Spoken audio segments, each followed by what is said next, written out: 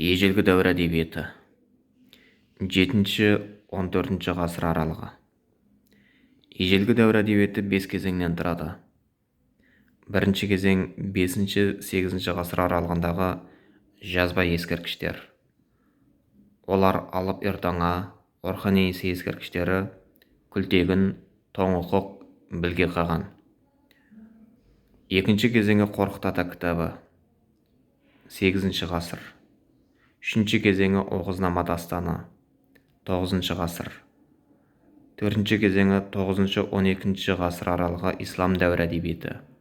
Махмұд Қашқари, Диуани лұғат ат-түрік, Жүсіп Баласағұн, Құда Тәубілік, Ахмет Яссауи, Диуани Хикмет, Ахмет Игініки, Ақиқат сыйы, Әл-Фараби, риторика тағы басқа, Әл-Бируни, хикметтер, Сүлеймен Бақырғани, Бақырғани кітабы.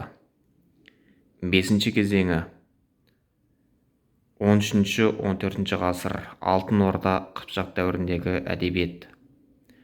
Хорезми, Мұхаббатнаме, Сайып Сарай, Гүлстан бит Турки, Құтып, Құсырау Шырын, Дүрбек, Жүсіп Зылиха, Рабғузи, Қисасул Әнбия, Кодекс Куманикус.